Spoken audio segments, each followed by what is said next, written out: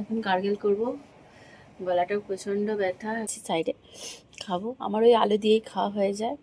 আর চলে এসছে, এখন খেয়ে নেবো, লাঞ্চ করে নেবো। বাহান সবাই কেমন আছে? আশা করছি সবাই ভালো আছে। আর আমার ভিডিও যদি তোমাদের ভালো লেগে থাকে অবশ্যই কিন্তু লাইক কমেন্ট শেয়ার করে দেবে। আর আজকে উঠেছি হচ্ছে ভোর 5টা, 5:30টায় উঠেছি। শরীরটা একদম ভালো নেই, কালকে মানে দুপুরের পর থেকে হঠাৎ করে খুব সর্দি নেমে গেছে। হয়তো এই শরৎ গরম হয়ে গেছে, মানে বেরোতে হয় যেহেতু আমাকে রোজ। আর প্রচণ্ড সর্দি, কালকে তো মানে পুরো কাঁচা একদম জল বেরোচ্ছিল। আজকে তো মানে কালকে সারা রাত ঘুমিয়েছি, মানে অঘরে ঘুমিয়েছি। তো ভোরবেলা আমার 4টের সময় অ্যালার্ম বেজেছে। 4টে অ্যালার্ম বাজার পরে তারপরে আবার ঘুমিয়ে পড়েছি অ্যালার্ম অফ করে। তো শরীরটা আর কি মানে আজকে দিচ্ছিলই না, পারছিলাম না। তারপরে উঠেছি, আর একবার অ্যালার্ম বেজেছে 5টায়, অ্যালার্ম অফ করেছি আবার। তারপরে আবার বেজেছে, তারপরে আর বাজেনি 5:30টায়। তারপরে লাফ দিয়ে উঠেছি, উঠে ওয়ানের জন্য একটু রুটি বানিয়ে দিয়েছি, রুটি চা। কালকে ওয়ানের একটু পেটটা একটু নরম নরম ছিল, সেই জন্য আর কি ওকে আজকে আর ওদেরকে দুজনকেই আজকে দুধটা দিইনি, দুধটা অ্যাভয়েড করেছি। অ্যালবিনের ঠিক আছে, তাও ওই একজনের কালকে আমারও শরীর ঠিক ছিল না, ওই জন্য আর ভিজাইনি বাদাম টাদাম। আর দিলামও না আজকে ওহানাকে দুধ। ও চা বানিয়েছিলাম, চা দিয়ে রুটি খেয়ে গেছে। আর দিয়ে দিয়েছি টিফিন, রুটিই দিয়ে দিয়েছি ওকে। আর আমি আজকে ওকে বললাম যে আজকে বাইরে থেকে ব্রেকফাস্ট আনা আমাদের। তো আজকে আমাদের এই যে আনিয়েছে ধোসা। এই ধোসাটা খেতে আমার ভীষণ ভালো লাগে, ঘি দিয়ে করে তো। সাম্পা ডালটা একদমই জঘন্য লাগে, সাম্পা ডালের এই চাটনিটা আমার অত ভালো লাগে না, তাও নিয়েছি সাইডে খাবো। আমার ওই আলু দিয়েই খাওয়া হয়ে যায়। সাদা চাটনিটা হলে আমার ভালো লাগে, একদম এই গ্রিন দিলে না, গ্রিন চাটনি বানিয়ে দিলে আমার ভালো লাগে না আর। তো তারপরে হচ্ছে দুপুরবেলার জন্য বলে মানে শুধু ওহানার জন্য বানাবো। কালকে তো বলেছিলাম যে ঝিঙে দিয়ে মাছ দিয়ে ঝোল করছি, কিন্তু করিনি কালকে আর। কালকে যে সকালবেলা সাম্বার ডাল করেছিলাম আর ইডলি করেছিলাম, ওটা খেয়েছে। ওখানে তো স্কুলে টিফিন খায় না, এসে তারপর স্কুল থেকে এসেছে, তারপরে আমি খাইয়ে দিয়েছি ওকে টিফিনটা। ওরকমই করে প্রত্যেকদিন, তো তাই জন্য আজকে আর কি মানে যাওয়ার সময় আগে একটা গোটা রুটি খাইয়ে দিয়ে পাঠিয়েছি, না তো তাহলে একটু পেটটা ভরা থাকবে বেশ কিছুক্ষণ। প্রচণ্ড ভেতর গরম লাগছে আমার, আর গলাটা প্রচণ্ড ব্যথা। সকালবেলা মানে উঠতেই পারছি না, এত গলা ব্যথা, মানে প্রচণ্ড পুরো মানে এত ব্যথা করছে, গিলতে পারছিলাম না, ঢোক গিলতে পারছিলাম না। তো কালকে যে সাম্বার ডাল ছিল, তোমাদের বলছি আগের দিনের ডাল ছিল, ওটা দিয়ে রাতেবেলা হয়েছে। আর একটু আলু সেদ্ধ করে নিয়েছিলাম, আর ওদের ডিম সেদ্ধ করে দিয়ে দিয়েছিলাম। আর সাম্বার ডালটা অনেকটাই ছিল, সেই জন্য দুপুরবেলা ওহানার হয়ে গেছিলো। আর কালকে একটু বাইরে থেকে খাবার এনেছিল, আজকেও বলেছি যে আজকে আনো, আজকে আমি পারছি না, আমি শুধু ওহানার রান্না করব। ওহানার জন্য আজকে ঝিঙে দিয়ে মাছ দিয়ে ঝোল করব, কালকে তো করা হয়নি, ওটাই করব আজকে। ওটাই বড় করে করব যাতে রাতেবেলা আমাদের সবার হয়ে যায়। ও বলেছে খেয়ে নেবে, ঝামেলা নেই, ওই জন্য। আর বলেছে দুপুরবেলা একটু আজকে এনে দিতে, আজকে আমি একদম পারছি না। শরীর টরীর খারাপ থাকলে তখন অসুবিধা হয়ে যেত, কিন্তু বাচ্চা রান্না তো করতেই হবে যতই শরীর খারাপ থাকুক। অ্যালভিন বাইরের খাবার খেয়ে নেয়, এবার রোজ তো দেওয়া সম্ভব না। আজকের দিনটা একটু ম্যানেজ করবো, কালকে আবার ঘরেই করতে হবে। কিন্তু দাঁড়াও দেখি কে এসছে, এক মিনিট। বললাম যে বাইরে থেকে এনে দিতে, নিয়ে আসবে আজকে। বলেছে এখানকারই মানে যে মহারাষ্ট্রিয়ান যে বিরিয়ানি হয়, ওটা খেতে ভালোই লাগে, খারাপ লাগে না খুব একটা। ওটা মোটামুটি ভালোই লাগে, যেটা মানে সুন্দর, মানে এখানকার যে লোকাল বিরিয়ানি ওটা ভালো লাগে খেতে। কারণ আমরা যে প্রেয়ার টিটিংয়ে যাই ওখানে চার্চে, আর তারপরে কারোর বাড়িতে ইনভিটেশন হলে, তো ওখানে ওইটা দেয়, ওটা ভালোই লাগে খেতে। আর খুব স্পাইসিও বানায় না ওরা, একদম লাইটের মধ্যে বানায়, ওটা খেতে খুব ভালো লাগে। তো ওটা আনতে বলেছি আজকে দুপুরে।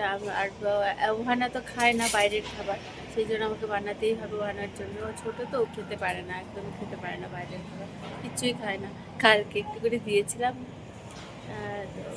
তো হু করে সাথে সাথে সরিয়ে দিয়েছে, এক টুকরো ভাত দিয়েছে, খায় না, একদমই খায় না। তো এখন আমি যাবো, ধোসাটা খেয়ে নেবো। বাইরেটা আসলাম একটু, ব্যালকনিটা বেশ ঠান্ডা ঠান্ডা। আর ওহানা স্কুলে চলে গেছে, তোমাদের বলা হয়নি। ঘড়িতে বাজে 9:45 প্রায়। ও গেছে আধ ঘন্টা, 8টার সময় বেরিয়েছে, যেহেতু 8:30টায় স্কুল শুরু হয়ে যায়। ওর বাবাই গেছে দিয়ে আসতে। অ্যালভিনও আজকে একটু দেরি করে উঠেছে, আজকে বেশ ঘুমালো। অন্যদিন তো 6টায় উঠে যায় টানা, অন্যদিন তাড়াতাড়ি উঠে ঠুটে আবার সোফায় শুয়ে পড়ে। তো আজকেও মানে উঠেছে, উঠে সোফায় ঘুমালেও তাড়াতাড়ি উঠে যায়। আর আজকে সোফায় ঘুমিয়েছিল অনেকক্ষণ। ও উঠেছে, ওর গুনু গেছে, তারপরেই ও উঠেছে। সোফাই ঘুমাচ্ছিল এতক্ষণ। উঠে মুখ টুক ধুয়ে দিলাম ওর। এখনও বসে ধোসা খাচ্ছে। ধোসাটা ভালো বানায় আর কি, ধোসাটা ভালো লাগে। বাইরের ইডলি খেতে আমার ভালো লাগে না, ধোসাটাই ভালো লাগে। ইডলি আমি কোনোদিনই অত ভালোবাসি না, বাচ্চারা খুব ভালোবাসে, সেই জন্য আমি ঘরে বানাই। আমার হাজব্যান্ডও ভালোবাসে, ও খেতে তো ইডলি ভালোবাসে খুবই। কারণ আমরা যখন হানিমুনে গেছিলাম, কোডাইকানালে গেছিলাম আমাদের ফার্স্ট, তো তখন মানে 1 সপ্তাহ মতো আমরা বাইরে ছিলাম। তো সকালবেলা ওখানে মানে আমাদের ইডলি দিত, মানে আমাদের যে হোটেল বুক করা হয়েছিল সেখানে রোজ সকালবেলা মর্নিংয়ে ব্রেকফাস্ট হচ্ছে ইডলি। আমার তো খেতে একদমই ভালো লাগতো না, মানে খেতে হবে, কিছু করার নেই, উপায় নেই, দেবে ওটাই দেবে, আর তাছাড়া কিছু করার নেই। ধোসাও দেয় না, শুধু ইডলিই দিচ্ছে। আর দুপুরবেলা লাঞ্চে আর ডিনারে আমরা বাইরে গিয়ে অন্যান্য রেস্টুরেন্টে খুঁজে খেতাম। কোডাইকানালটা এত সুন্দর জায়গা না, আমার তো আর একবার যাওয়ার ইচ্ছা আছে আর কি। আমার ভীষণ ভালো লাগে, আর আমার ভীষণ ফেভারিট একটা জায়গা। আর জীবনের মানে আমার বিয়ের পর প্রথম আর কি ওখানে যাওয়া আর কি। অনেক রকমের স্মৃতি জড়িয়ে আছে, কত সুন্দর জায়গা, ঘোরার জায়গাগুলো খুব সুন্দর। এখন আমি যাই, তাড়াতাড়ি করে খেয়ে নিই। একটা জিনিস দেখাচ্ছি তোমাকে, দেখো। এই গাছটাকে এইদিকে করে দিয়েছে, গোলাপ গাছটাকে এখান থেকে সরিয়ে দিয়েছে কালকে রাতে। কোথায় করছে এই দেখো, এই গাছটা দেখো। এটা হচ্ছে কি বলতো, পিপুল শাক। এটা, এটাকে এখান দিয়ে বেঁধে দেওয়া হয়েছে, মানে লতাচ্ছে, খুব সুন্দর হচ্ছে ওটা। এটা মা এনেছিল পিপুল শাকটা। এটা ভীষণই উপকারী একটা শাক, সর্দি কাশির জন্য ভীষণ উপকার এই শাকটা। গোলাপ গাছটা কোথায় রেখেছে দাঁড়া, আমি নিজেও জানি না। হ্যাঁ, এই তো পেয়েছি খুঁজে, এইখানে করেছে। কারণ গোলাপ গাছটায় না, এখানে গোলাপ গাছে রোদ লাগলে একদমই মানে গোলাপ গাছ বাঁচে না। এই জন্য আমরা গোলাপ গাছ কেনা বন্ধই করে দিয়েছি প্রায়, মানে এই একটাই আছে। আগে গোলাপ গাছ, আমরা যখন ভাড়া বাড়িতে থাকতাম সেখানে মানে গোলাপ গাছই বেশি ছিল, 5-6খানা খালি গোলাপ গাছই ছিল, যে আগে যে বাড়িতে আমরা ভাড়া থাকতাম। তো এই গঙ্গাতেই অন্যদিকে যে থাকতাম, ওখানে মানে অনেক রকমের গোলাপ ছিল আমার। আর কি সুন্দর হতো ওখানে। আর কিন্তু এখানে রোদ্দুরের এই দিকটায় পশ্চিম দিকের ব্যালকনি তো এত তাপ লাগে, মানে কোনোভাবেই মানে গোলাপ গাছকে বাঁচানো যায় না। অন্যান্য সব গাছ বাঁচে, কিন্তু গোলাপ গাছে ফোটাও বাঁচানো যায় না। তো এখন তো আমার মানে ওই আর কি গাছের যত্ন নেয়। আমি গাছের ধারে কাছে আসি না, আমি খালি গাছ দেখি, ভিডিও করি, গাছগুলোকে একটু হাত বুলাই, ভালো লাগে, ভালোবাসি গাছপালা। তো মানে গাছগুলো খালি দেখি। আমার গাছের প্রতি কোনো যত্ন আমার নিতে হয় না, ওই করে সব কিছু, কারণ অত সম্ভব হয়ে ওঠে না। ও করছে, ওই জন্য ও একা হাতে করছে। তো এইটাকে ওই জন্য গাছটাকে এইদিকে করে দিয়েছে, দেখো করিয়ে এসছে। আচ্ছা, কালকে রাত্রেবেলা ওই মনে করে এইদিকে এনেছে, বলেছে যে গোলাপ গাছটা ছাওয়াতে করি না তো, ওইদিকে যেহেতু তাপটা বেশি লাগলে মরে যেতে পারে, সেই জন্য আর কি এই গাছের নিচে করে দিয়েছে। দেখা যাক, একটাই আছে আপাতত, প্রার্থনা করি যেন গোলাপ গাছটা বেঁচে থাকে।